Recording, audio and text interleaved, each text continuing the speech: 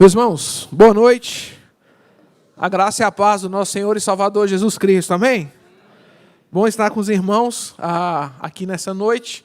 Aquilo que amigo fala da gente, você não leva em consideração. E os irmãos já conhecem o Julião, vocês sabem então que ele aumenta muito o que ele fala, né? Então os irmãos já reduzem bastante aí o que ele falou acerca de mim.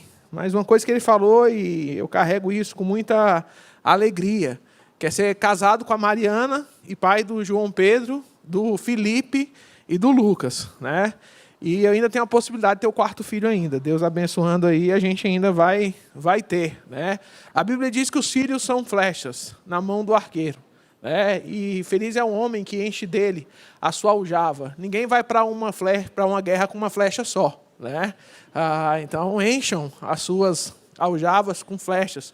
Eu acho interessante que ter muitos filhos, né? 3 filhos, eu nem acho que são muitos, né? É ostentação hoje em dia, né? Eu caminho com a minha mulher no shopping, a gente anda na rua e aí os meus meninos são 6, 4 e 1 ano, né? Então eles andam ainda grudados na gente.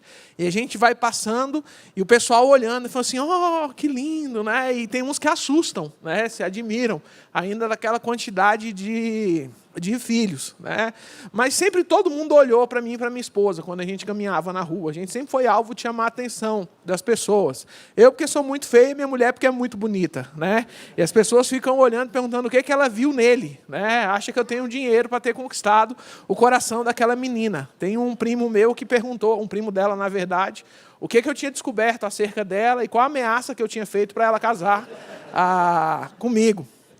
E aí eu inventei uma história, né? Eu ouvi uma história e trago essa história para dizer por que eu casei com a Mariana, né? E eu digo que eu morri, né? Eu e 2 amigos, e nós fomos para o céu. E chegando ali no céu, apareceu um anjo, né? Na porta do céu. A história original era São Pedro, né? Mas como a gente é crente, vamos ficar com o anjo. Apareceu um anjo e falou assim, olha, aqui no céu só tem uma regra. Você não pode pisar no pato, né? E eu, seminarista, né, falei, já li a Bíblia todinha, de uma ponta para outra, não tem nada desse negócio de pato. Apareceu um pato aqui e a gente chuta o pato, né? Naquela época podia, hoje é crime, 10 anos atrás. E o pato apareceu e um amigo meu pegou e chutou o pato, né? E aí apareceu um anjo com uma mulher muito feia e falou assim, olha, a gente falou que você não podia pisar no pato, aí você vem e chuta o pato, né? Tem um castigo, você vai passar a eternidade todinha com essa mulher. E prendeu uma mulher muito feia no braço dele. Eu e meu outro amigo falamos, a história do pato é verdade. A partir de agora, a gente vai andar aqui bem comedido para não ter problema com o pato.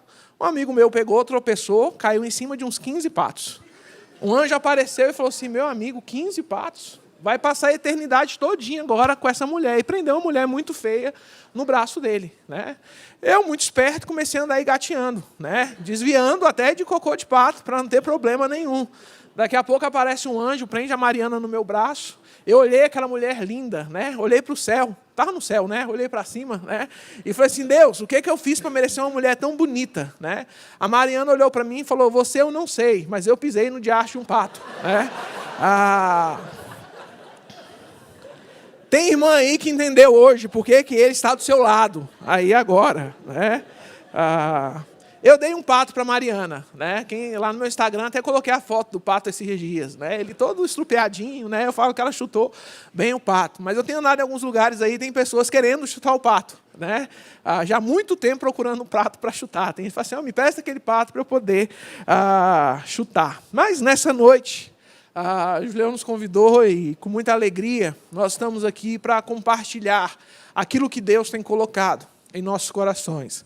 Muito entusiasmado com o tema e muito entusiasmado com o que os irmãos estão vivendo e irão vivenciar aqui durante esse tempo com o livro do Christian Schwartz. Eu tive a oportunidade de trabalhar com esse livro há 12 anos atrás. E foi um momento de vida, foi um momento de grande crescimento, foi um momento de frutificação na vida da nossa igreja. Agora, vocês hoje estão na segunda mensagem, né? No segundo, deve ser a terceira mensagem hoje, né? Deve ter sido a introdução, a primeira, a segunda mensagem.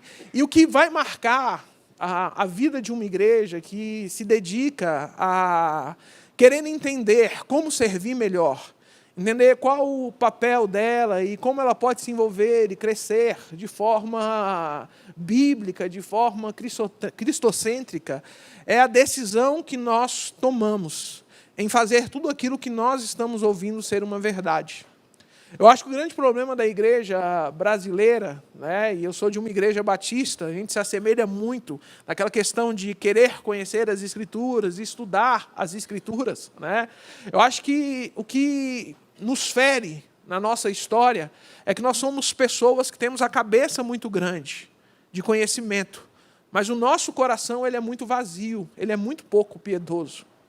Eu acho que a gente perde um pouco no que a Bíblia chama, ou o próprio Cristo chama de equilíbrio espiritual. Os assembleianos, né, há 105 anos atrás, saíram do porão da primeira igreja batista do Pará, uma igreja da minha denominação. E aquilo trouxe algumas sequelas que até hoje a gente carrega e a gente olha para movimentos pentecostais e neopentecostais, às vezes com muito desdém, às vezes com muita indiferença, né? Mas eu acho que eles erraram num ponto, porque eles abriram um pouco a mão de querer debruçar o coração em cima das Escrituras e conhecer a verdade de Deus e os ensinamentos de Deus, e se encantaram em ver as manifestações do poder de Deus. Mas, em contrapartida, talvez por conta desses movimentos, de outro lado, a gente anulou tudo o que se refere a poder ou ações sobrenaturais do Espírito Santo de Deus, e a gente se debruçou no conhecimento das Escrituras, que é algo maravilhoso. Mas nós não somos chamados para viver só isso. Quando as pessoas indagam Jesus, Jesus diz para aquelas pessoas: olha, vocês erram porque vocês não conhecem nem as Escrituras e nem o poder de Deus. Nós somos um povo que talvez conhecemos muito bem as Escrituras, mas conhecemos muito pouco sobre o poder de Deus. Talvez o outro lado erra porque conhece muito o poder de Deus e muito pouco as Escrituras. Mas Deus ele nos chama a viver um equilíbrio. O equilíbrio entre experimentarmos e vermos a manifestação do poder de Deus e crendo que Deus ainda opera e continuará operando através da sua igreja, com sinais, milagres e maravilhas, mas todo esse poder sendo vivido de uma forma cristocêntrica, baseada na palavra de Deus, entendendo o que realmente é fogo de Deus ou o que é fogo estranho, o que realmente deve encher os nossos corações de alegria e entusiasmo para continuar na caminhada, mas aquilo que não deve tomar conta do nosso coração, porque é somente entusiasmo. Quando a gente começa a trabalhar sobre as 8 características aqui, ou os 8 hábitos, os 8 pontos de uma igreja que quer se desenvolver de forma sadia, de forma qualitativa, mas de forma também quantitativa, a gente precisa dessas duas coisas. Porque às vezes a gente fala de um culto inspirador, a gente fala de um ambiente que as pessoas serão acolhidas com amor, de líderes que são capacitados, de corações que se movem com um dom que Deus tem colocado no seu coração e na sua vida, a fim de encontro às outras pessoas e tantas outras coisas que os irmãos vão ver aqui, estudar aqui durante esse tempo. Mas se isso aqui não vier arraigado, se isso aqui não vier movido pelo poder do Espírito Santo de Deus, só vai ser mais conhecimento. Se nós não pegarmos esse conhecimento, e se nós não colocarmos esse conhecimento em prática, em direção ao outro, entendendo que Cristo Jesus ele nos alcançou, que Cristo Jesus ele nos elegeu, a fim de fazer o seu nome ser conhecido de todos os povos e todas as gentes, e a mesma graça que nos alcançou, nós somos instrumentos para que essa graça alcance outros corações. Se nós não nos colocarmos nessa lide, se nós não nos colocarmos nessa frente de batalha, tudo aquilo que a gente tem ouvido, tudo aquilo que a gente tem escutado, tudo aquilo que a gente tem aprendido, perde o seu valor. Fica no esquecimento. Hoje é o segundo ponto, o segundo tema que os irmãos aqui escolheram. Já vi que está ali, ministérios orientados por dom. Lá na nossa igreja agora, nós estamos trabalhando uma série de mensagens, né? A Triliça e a Videira, um livro muito bom. E a gente tem feito uma análise das nossas vidas e dos nossos corações. E olhado se aquilo que nós temos feito e a forma que nós temos agido, se é trabalho de triliça ou trabalho de videira. Porque a triliça ela é importante, mas ela não é essencial. O essencial é a videira. E aí o autor, Ele trabalha algo muito interessante, que ele disse que na casa dele tinha 2 treliças. Uma treliça, uma planta cresceu e tem frutificado e florescido, mas uma outra treliça não tem nada plantado naquela treliça. Uma treliça muito bonita, uma obra de arte, né? Para quem não sabe, a treliça é onde as galhas da videira, ou os ramos da videira, né, ela vai encontrando sustentação para que ela possa produzir os seus frutos, né? Geralmente um pé de uva, o pé de chuchu, o pé de maracujá, eles precisam de treliças a fim de crescerem e poderem frutificar. E aí ele trabalha nesse livro sobre, olhando para a igreja, na perspectiva da igreja dele, sobre o que eles estão fazendo, que tem gerado fruto, que tem frutificado, que tem manifestado aquilo que Deus quer que eles façam, e aonde eles têm gastado tempo nas estruturas. E algo interessante que ele chega a uma conclusão: fazer o trabalho de estrutura é mais fácil e mais aprazível do que fazer o trabalho de videira. Porque o trabalho de videira exige de nós renúncia, o trabalho de videira exige de nós vida na vida, o trabalho de videira exige de nós oração, o trabalho de videira exige de nós conhecimento da palavra de Deus, a fim de nós manifestarmos os nossos dons, os nossos talentos na vida das pessoas que estão ao nosso redor. O trabalho da videira exige comprometimento com o próximo. O trabalho da treliça é mais fácil, porque é um trabalho que pode ser mensurado, ele tem início, ele tem meio e ele tem fim. E às vezes na nossa vida cristã, a gente conhece igreja, a gente sabe como fazer esse negócio aqui funcionar. E aí a gente se encanta com os trabalhos da treliça, com as estruturas.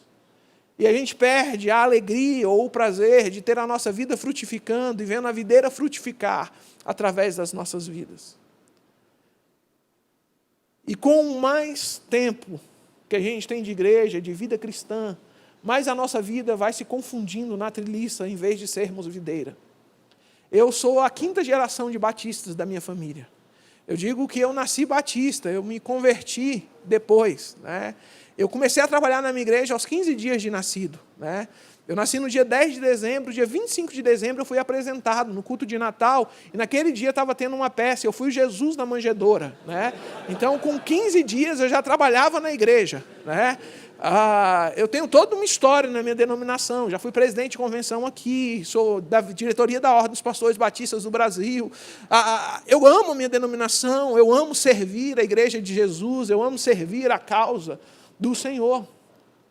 Mas algumas vezes eu paro e eu olho para o meu coração, eu olho para a minha vida e eu vejo que eu tenho feito muitas coisas para Deus e poucas coisas com Deus. Às vezes eu olho para o meu coração e para a minha vida e eu sei fazer o negócio funcionar. A gente sabe como fazer um culto dar certo. Solta aí alguém que está aqui há 10, 15 anos, em qualquer ministério da igreja, ele vai saber fazer o ministério lidar, ele vai saber fazer o ministério funcionar, ele vai saber fazer as coisas acontecerem. Mas necessariamente isso não quer dizer que nós estamos fazendo coisas com Deus, ou que o nosso coração está ajustado ao coração de Deus, que a nossa agenda está ajustada à agenda de Deus, que nós estamos nos movendo aonde Deus está se movendo. Quantidade de trabalho não quer dizer qualidade, ativismo religioso não quer dizer espiritualidade. E às vezes eu olho para a minha vida, às vezes eu olho para o meu ministério e eu vejo que eu sou movido por um ativismo religioso. Pelo que as pessoas vão ver, por aquilo que as pessoas vão enxergar acerca do que eu estou fazendo, e nós gostamos disso. Eu gosto de pregar e pregar bem, chegar lá na porta, as pessoas falarem: ó, pastor, o senhor pregou muito bem hoje. Isso massageia o ego da gente. Eu gosto de pegar aquele ministério, olhar para o meu ministério e dizer o seguinte: olha, se eu não estiver aqui, esse negócio não flui. Se eu não estiver tomando conta desse ministério, as coisas aqui não acontecem, e a gente fica ali 10, 15, 20, 30 anos, liderando aquele ministério. Aqui não acontece isso porque é igreja presbiteriana, mas na Batista, geralmente a gente sabe até o irmão que falta, porque ele senta todo domingo no mesmo lugar. Um dia eu tive um problema, chegou um visitante, sentou no banco, onde o irmão sempre sentava há mais de 40 anos, minha igreja é uma igreja cinquentenária. E a irmã chegou aqui e falou: pastor, eu estou indignado. Falei: por quê? Ela falou: aquele cara chegou a primeira vez que ele veio aqui na igreja, sentou no meu lugar, eu vou pedir para ele sair. Eu falei: não faça isso, minha irmã, não faça isso. Ela: eu vou. E aí ela falou: porque aquele banco ali, quem comprou foi eu. Tinha a campanha do banco na igreja, onde cada família doou o banco, que a sua família iria sentar, e aquele banco era da família dela.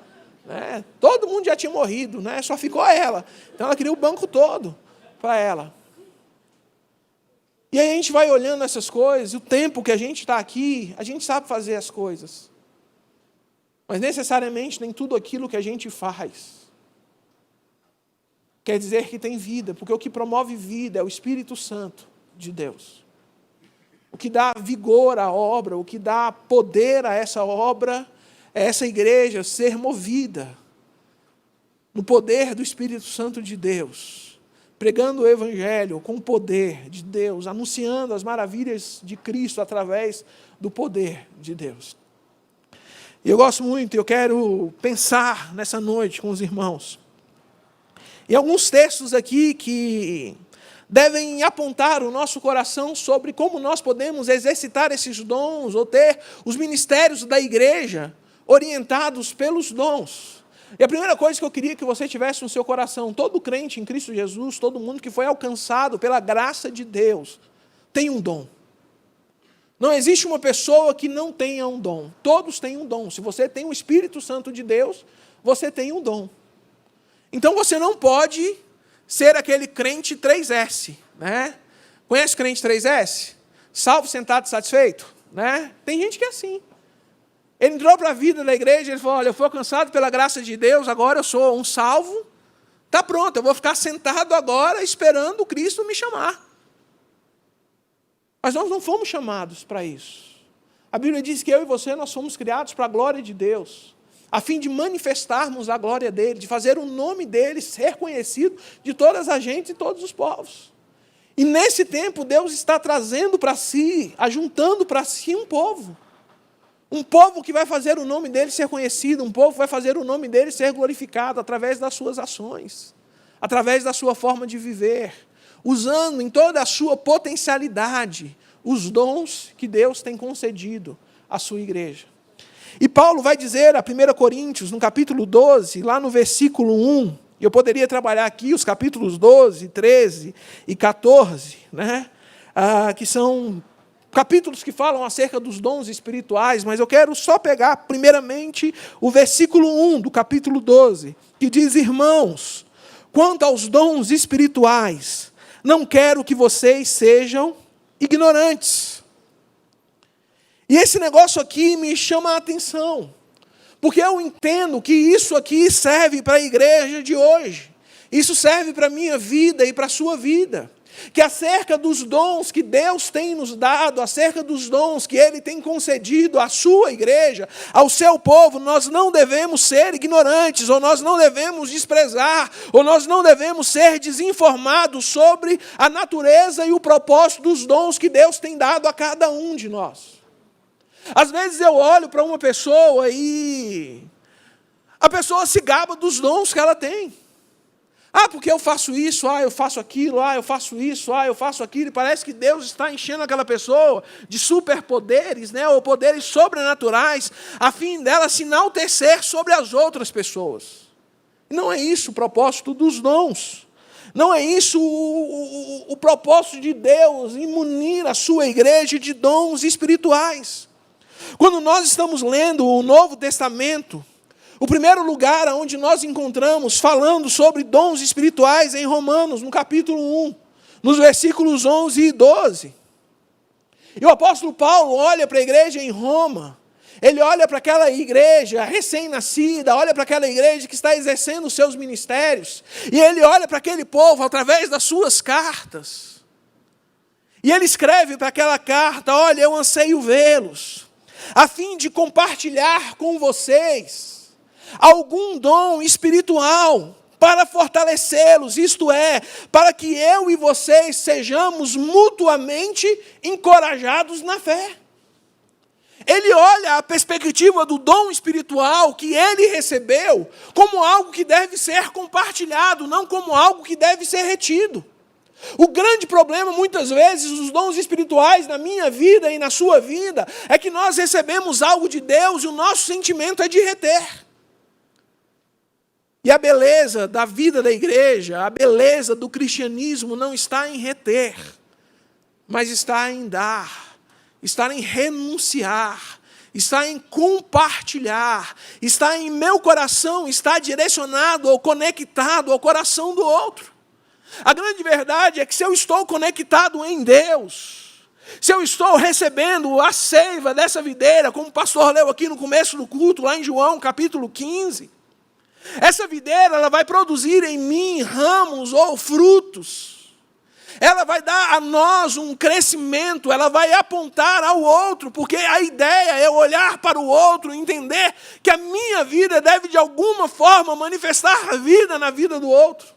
E o apóstolo Paulo, ele olha para o dom espiritual dizendo, olha, que o meu dom de alguma forma possa fortalecer a fé de vocês. Que o meu dom, de alguma forma, possa produzir vida na vida de vocês. Que aquilo que Deus tem me dado, aquilo que Deus tem confiado a mim, aquilo que Deus tem depositado em minhas mãos, possa de encontro ao seu coração, a fim de fortalecer a sua fé nas lutas que você tem passado. Entendendo que eu também vou enfrentar lutas. Entendendo que eu também vou enfrentar dificuldades. E que o dom que você tem, ele há de me fortalecer nos meus tempos de dificuldade.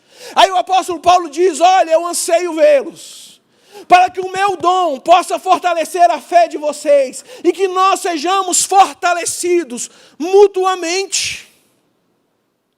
A primeira coisa que nós precisamos entender, se nós queremos ter em uma igreja ministérios orientados por dons, é que nós iremos precisar apontar as nossas vidas para fora.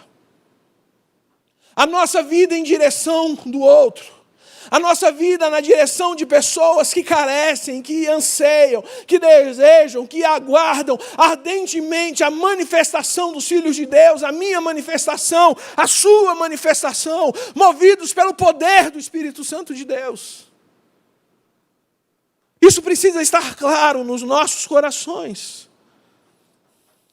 Eu fico pensando o que o apóstolo Paulo quer dizer sobre fortalecer a fé. Será que é simplesmente uma força corporal? Não. A gente tem vivido tempos onde várias pessoas têm estado com seus corações entristecidos. Pessoas têm tirado a sua vida. Na minha denominação, só esse ano, tivemos 8 pastores que tiraram as suas vidas. Não estou falando de outra denominação, estou falando da minha denominação. Antigamente, suicídio era algo distante de nós. Depois passamos a ver isso chegando dentro da igreja. E hoje tem chegado ao púlpito. Homens piedosos, homens de Deus, homens que amavam a Deus, homens que tinham dedicado a sua vida ao cumprimento da promessa, a equipar os crentes, a servir a igreja de Cristo Jesus. Mas chega um momento onde a fé deles está sendo enfraquecida. Chega um momento onde a confiança em Deus está sendo abalada.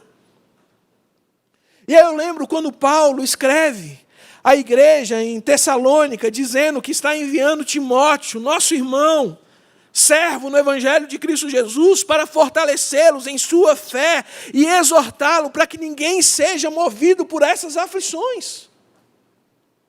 Nós enfrentamos lutas, nós enfrentamos dificuldades. Nós não estamos alheios a isso. A questão dos dons espirituais não é para nos fazerem homens sobrenaturais, mas é para ver homens que são falhos, homens que são pecadores, homens que são finitos, homens que carregam lutas, dificuldades, encontrarem no poder e na graça de Deus o alimento ou as ferramentas necessárias para nos fortalecer na fé e fortalecer as pessoas que estão ao nosso redor. Mas a gente tem perdido isso. Esses dias tive um encontro de quarteto. Quando eu falo esses dias, pode ser até 5 anos. E um cantor lá do quarteto, aquele encontro nacional que tem aqui, falou assim, irmãos, quem é que tem passado algum tipo de luta, algum tipo de dificuldade? Levanta a mão, faz assim. Aí várias pessoas levantaram a mão. E ele falou assim, preocupa não, vai passar, né?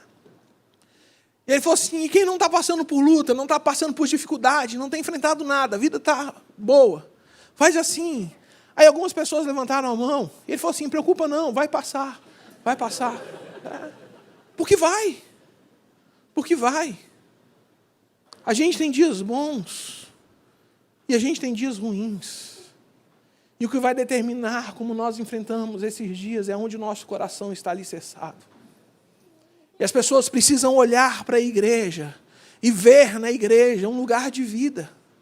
As pessoas precisam olhar para a minha vida, olhar para a sua vida e ver em nós. Vidas cheias do poder do Espírito Santo de Deus. Eu não sei, mas eu tenho parado para fazer uma análise da minha vida e do meu ministério. E algo me chama a atenção quando eu olho a vida e o ministério de Cristo Jesus. Porque parece que Jesus Cristo, ele atraía pecadores. E ele repelia os religiosos. Os religiosos se levantavam e se revoltavam contra Jesus. Os pecadores eram atraídos por Cristo Jesus a fim de receber vida. E eu tenho olhado hoje para a minha vida e para o meu ministério e perguntado, será que eu tenho atraído pessoas que carecem da graça de Cristo Jesus? Ou simplesmente religiosos, muitas vezes como eu, que está muito bonito por fora, mas que por dentro está podre e sem vida. Mas a gente sabe chegar aqui, colocar o semblante bonito, dar aquele sorriso. A gente vem brigando com a nossa esposa dentro do carro, mas chega na porta da igreja, a gente pega na mão dela, dá um sorriso, é a família feliz. Os meninos tudo bonitinho, perfilado, caminhando direitinho. E a gente vai tocando a vida, e a gente não fala das nossas fraquezas, e a gente não fala das nossas lutas. Porque a gente não encontra muitas vezes um lugar seguro para isso. E eu entendo que um lugar seguro para nós abrirmos o nosso coração é um lugar onde nós estamos vendo os dons espirituais sendo usados, sendo manifestados, sendo vividos, porque os dons espirituais, eles servem para fortalecer a nossa fé. Dons espirituais não são poderes sobrenaturais da gente curar pessoas, falar em outras línguas. E parece que a gente tem associado dons a tantas outras coisas. E a gente tem perdido essa essência que dons espirituais estão na vida da igreja, a fim dessa igreja viver a vida que Deus tem para nós. Às vezes eu tenho perguntado para algumas pessoas, qual é o seu dom? E as pessoas não sabem quais são os seus dons. E aí a crise dessas pessoas é, olha, se eu não sei qual é o meu dom, então como eu vou trabalhar? Eu tenho um pensamento diferente acerca dos dons. Eu acho que Deus ele vai falando com a gente no caminho. Eu encontro alguém necessitado que carece de um conselho, eu vou lá e aconselho.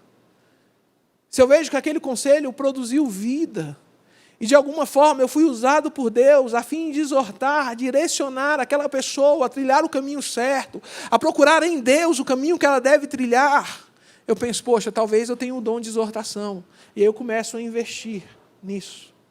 Esses dias tinha uma irmã lá na igreja, ela olhou para mim e falou assim, pastor, eu queria o dom de cura. Aí eu falei, por que você quer o dom de cura? Ela falou, não, porque eu vi uma vez uma pessoa orando por uma pessoa que estava enferma, ela foi curada. Eu achei aquilo tão lindo, eu queria que Deus me usasse para isso. Eu falei, irmã, que bênção, então procure o dom de cura. Ela falou, não, mas eu tenho orado, Deus não tem me dado. Eu falei, irmã, tem orado por doentes? E ela falou assim, não, eu estou esperando ter o dom primeiro. Eu falei, não, comece a orar por doentes. E aí, se Deus começar a curar os doentes, a irmã vai poder olhar e dizer, olha, eu tenho o dom de cura.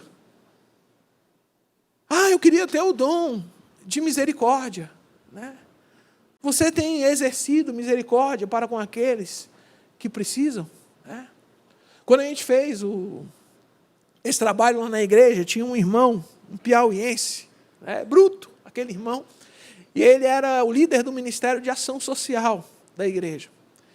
E a gente entrava na sala de ação social e cada mês aumentava as coisas, ao ponto de chegar, pastor, precisamos comprar mais prateleiras para colocar os alimentos, as coisas aqui que nós estamos ganhando e tal. E eu falei assim, meu irmão, que bênção o ministério na mão do irmão, porque eu nunca vi essa sala tão cheia, eu nunca vi tantas coisas aqui como estão acontecendo. Ele falou, pastor, vai chegar cada picareta aqui contando umas histórias, se chorou eu já não dou. Aí eu falei, como assim? Aí ele falou assim, não, porque o pessoal chega aqui só para querer comida. E eu não dou. Você pode ver, aí eu fui olhar na tabela, a igreja caiu, reduziu distribuição de cestas, de alimento, de roupas que a gente dava, e muito. Eu falei, meu irmão, a gente tem que ser resposta às necessidades. Ele falou assim, não, mas comigo aqui as coisas não vão ser assim não. Misericórdia nenhuma. Se chorasse para ele, já estava errado, né? E eu falei, como é que a gente faz? Algo assim. E aí foi um outro irmão para lá. E aí ele começou, e aí chegava, e o ministério foi crescendo, e foi desenvolvendo. E uma das coisas lindas que eu vi na vida daquele irmão, algumas pessoas da igreja começaram a enfrentar dificuldades e lutas. E aí a gente dava aquela cesta básica, a pessoa saía da igreja, né, com aquela cesta básica na mão, e geralmente todo mundo olhando para aquela pessoa. Aquele irmão mais misericordioso olhou e falou assim, pastor, eu não acho essa cena bonita. Porque ele era um pai de família que estava trabalhando, enfrentando uma situação difícil nesse momento, a igreja todinha vendo. Ele saiu com aquela cesta básica na mão. Aí eu criei algo diferente agora, a gente distribui a cesta na casa das pessoas. Mas a gente não chega lá com a cesta na mão, a gente começou a colocar as coisas dentro de uma caixa. E na caixa estava escrito a caixa do amor. A caixa do amor. Eu falei, que legal, né? E ele falou, sim, porque eu entendo. Que quando a Bíblia diz que o justo, ele não mendiga o pão, é porque esse justo, ele está inserido na vida da igreja. E quando a gente olha para Atos dos Apóstolos, eles suprem as suas necessidades. Aquele irmão entendeu o que era misericórdia. Aquele homem, a gente podia olhar para ele e dizer, esse irmão, ele tem o dom da misericórdia. Você quer conversar acerca de misericórdia? Procure aquele irmão.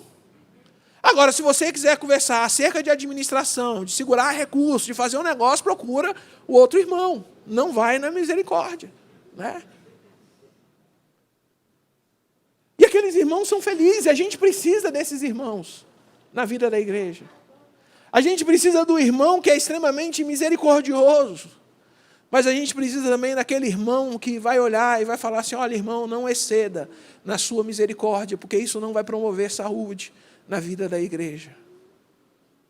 Quando nós olhamos a vida e o ministério que Deus tem para nós precisamos entender que Deus ele nos escolheu, que Deus ele tem nos capacitado, Deus ele tem forjado a nossa fé, a fim de nós usarmos aquilo que Ele tem nos dado para ser bênção na vida dos outros.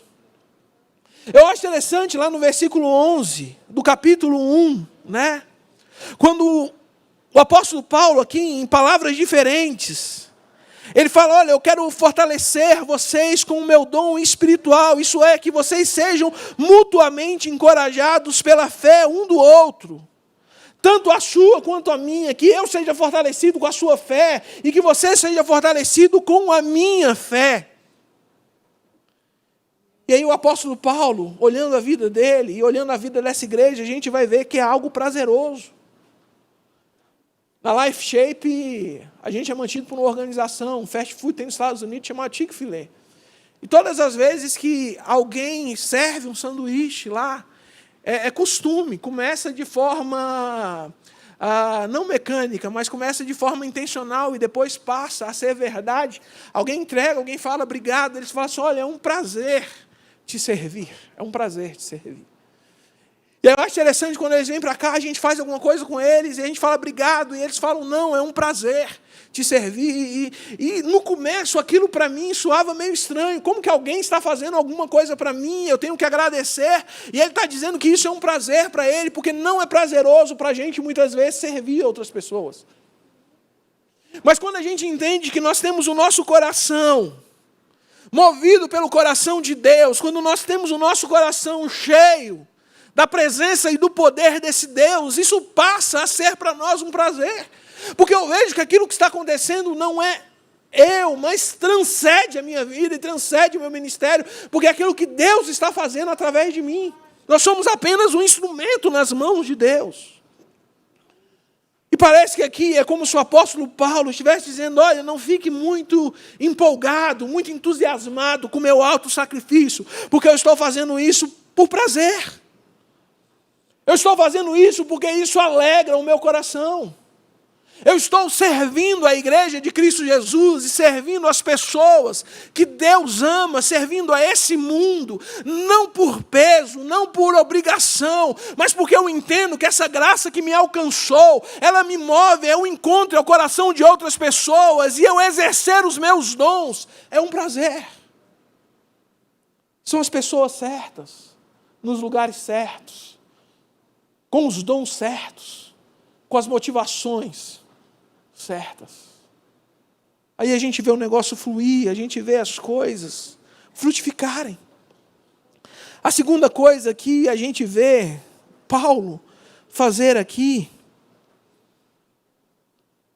além desse fortalecimento da fé, ou ativar esse desejo no coração das pessoas de servirem também, é que ele entende que isso não parte dele, que ele é apenas um instrumento nas mãos de Deus.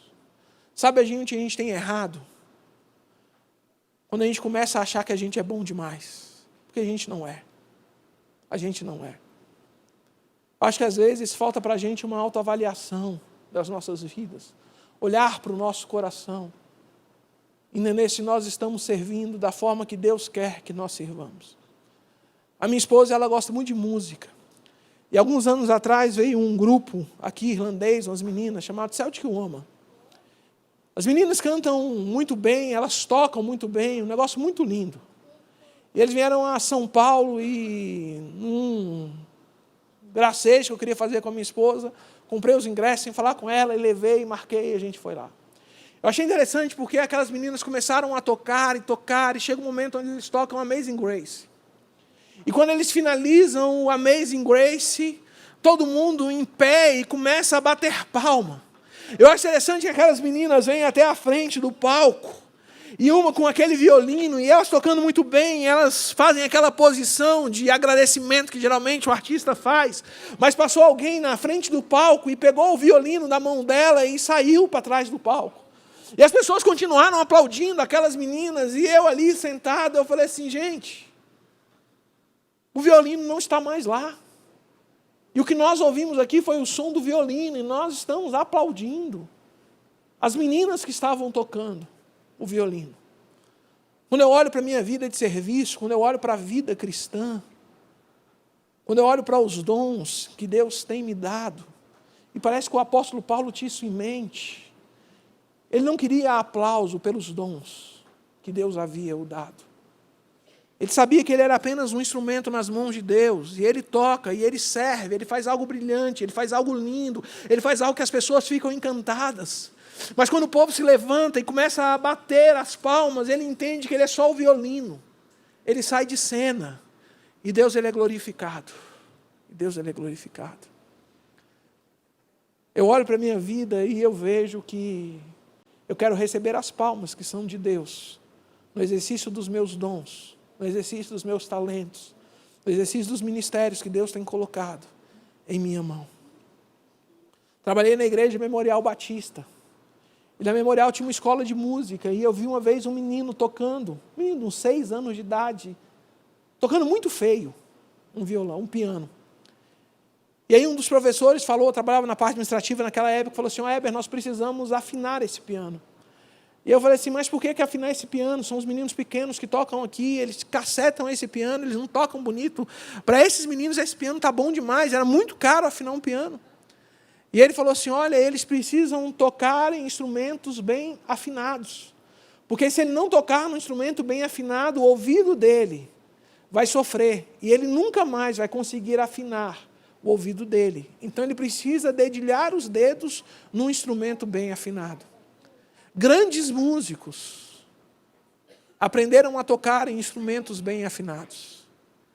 Aquele dia eu olhei, e pastor tem essas coisas, a gente fica procurando essas coisas para poder inserir na mensagem. Né? Eu falei, gente, Deus ele quer tocar em instrumentos bem afinados. Deus ele não quer simplesmente tocar um violino, Deus ele não quer simplesmente tocar em um piano, Deus ele não quer simplesmente a minha vida e a sua vida de qualquer jeito. É por isso que a gente entende que nós precisamos ser capacitados na nossa liderança. Nós precisamos saber para onde nós estamos sendo direcionados. Nós precisamos ter uma fé lógica. Nós precisamos saber a razão da nossa esperança. Mas ao mesmo tempo eu preciso entender que Deus, Ele é maior do que todo conhecimento que eu posso adquirir. E que todo esse conhecimento, ele não vai apontar para mim, mas ele vai apontar em direção da glória de Deus. E as pessoas, quando me veem, não vão olhar mais a mim, mas vão olhar a Deus que está em mim. Mas a gente sofre essa crise. Talvez a gente precisava ter o mesmo sentimento que o João Batista. O importante é que ele cresça e eu diminua. João Batista batizou Jesus. Eu fico pensando, se eu no meu ministério pastoral tivesse batizado Jesus, eu ia colocar isso no meu currículo. Eu ia fazer um vídeo e colocar no meu Instagram. Agora eu batizei Jesus, eu ia virar apóstolo. Não, já tem muito, semideus. Né? Batizei Jesus. Mas João Batista não. Ele olha, ele sabe quem ele é. E ele olha quem ele está servindo. E parece que o cumprimento do ministério de João Batista está dando certo, é um ministério de sucesso, porque os discípulos de João Batista começam a deixar João Batista e começam a ir em direção a Jesus. E aí, o corpo diaconal lá de João Batista chega e fala assim: olha, João Batista, tem alguma coisa errada aqui.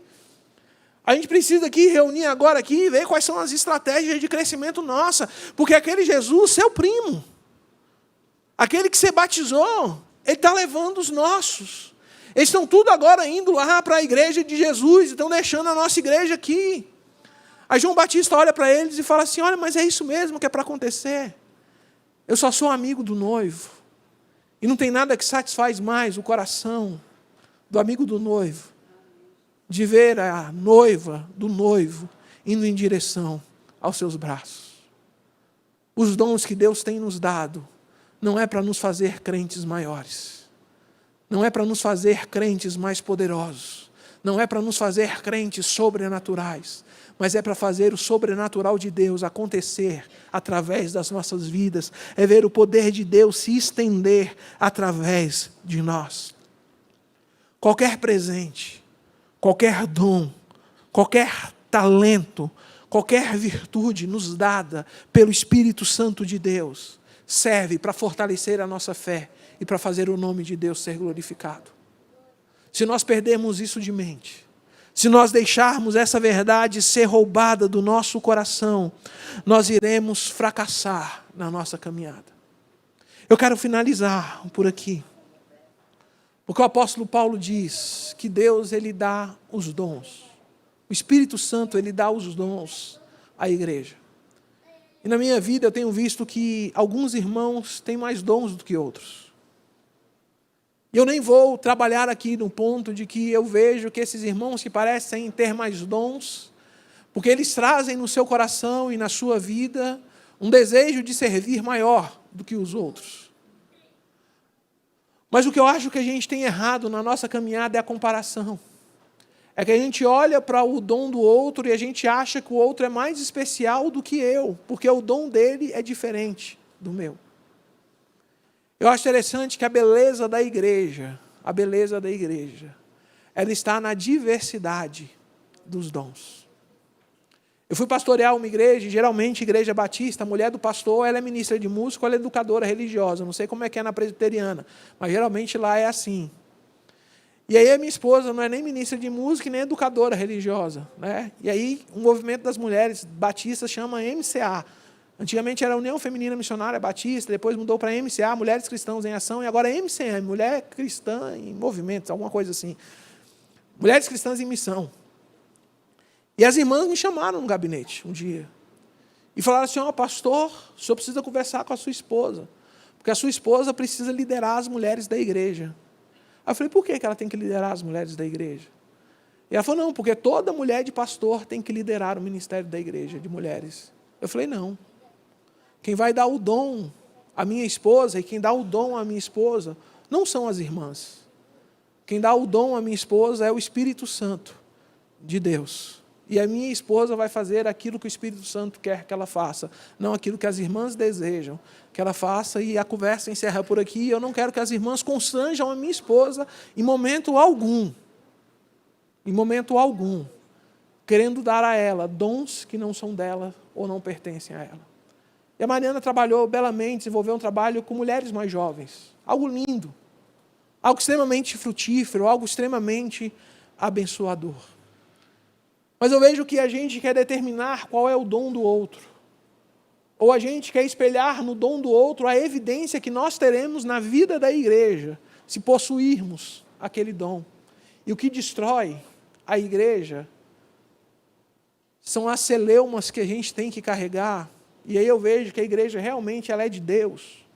Porque tem 2000 anos que os crentes estão tentando acabar com ela e não conseguem. Porque os nossos maiores inimigos e as maiores crises que nós enfrentamos não são os inimigos externos, mas são os inimigos internos. A gente briga não pelo servir, a gente briga por termos evidência de poder. E todas as vezes que eu comparo o meu coração, a minha vida, à vida do outro, isso aponta declínio. Eu lembro de Saul, quando ele olha para Davi, ele compara a vida dele, o ministério dele, a vida de Davi. Ele começa a declinar em seu ministério. E a gente vai ver qual é o fim de Saul. Quando a gente pensa em ministérios orientados pelo Espírito, eu não tenho que pensar nos ministérios orientados pelo meu irmão, que me ladeia. Pelos ministérios que irão me dar mais evidência na vida da igreja, mas os ministérios que irão me fazer realizados diante de Deus e felizes por estar servindo a igreja de Cristo Jesus. Não existe maior ministério ou pior ministério. Existem pessoas que estão dispostas a servir a igreja de Jesus. Isso aqui é lindo. Quando a gente vai estudar administração, quando a gente estuda organização empresarial e tantas outras coisas, a gente olha para isso aqui e a gente não sabe como que isso aqui dá certo. Humanamente falando, mas dá certo porque nós somos movidos pelo Espírito Santo de Deus. O melhor professor de EBD que nós tínhamos, numa igreja que eu fui pastor, irmão Vitória, ele tinha a 4ª série, ele só sabia ler a Bíblia, e eu passava na porta da sala dele, tinha um cara lá sentado que ele era pós-doutor. Irmão Vitório compartilhando da beleza do Evangelho, da graça de Cristo Jesus. Eu vi aquele irmão, pós-doutor, chorando, olhando aquelas verdades sendo ministradas através de um homem que não tinha estudo. Um homem que não teve um conhecimento acadêmico, mas um homem que era o profundo conhecedor do poder de Deus. E Deus usava aquele homem para poder ensinar, no dom do ensino, e ministrar todas as verdades bíblicas ao coração daquela sala. É olhar alguns homens que aí fora são profundamente bem-sucedidos, mas chegam na vida da igreja e aqui eles não vão ter sucessos naquela área, porque o que eles têm lá fora é talento. E aqui dentro o que nos move são dons, o que nos move é o poder de Deus, não é a nossa capacidade, mas é a capacidade daquele que nos chamou. É olhar que na vida da igreja, Deus ele não chama capacitados, mas Deus ele capacita os chamados. A gente não pode perder isso de mente. Nós precisamos ser tudo aquilo que Deus quer que nós sejamos, nada além e nada aquém. Precisamos ser verdadeiros diante de Deus, de falar, Pai, encha o meu coração de alegria, que eu possa saber para onde o Senhor está me movendo, que eu possa entender aquilo que o Senhor está fazendo no mundo, e o meu coração possa se inclinar para lá. Eu quero orar com você nesse momento. Nós estamos falando de dons, e falar de dons é falar de serviço. Falar de dons é falar de servir a igreja de Cristo Jesus e servir as pessoas que Cristo Jesus ama. Eu falei logo aqui no começo dessa mensagem que o que vai fazer a diferença nessa caminhada de vocês são as decisões que vocês tomam, mais do que as mensagens que vocês ouvem. Eu queria que aí onde você está, nesse momento, você pudesse orar a Deus. Se você ainda não sabe qual é o seu dom, ore, peça sabedoria, peça o discernimento de Deus. Tiago diz que a única coisa que Deus não nos nega é a sabedoria. Essa ele dá de forma deliberada. Sabedoria para mim é discernimento espiritual. Peça o discernimento do Senhor. Peça qual o melhor lugar para você servir. Peça para Deus dar clareza daquilo que Ele está fazendo no mundo e como você pode ser esse instrumento nas mãos dEle, que irá glorificar o nome dEle e fazer o nome dEle ser conhecido.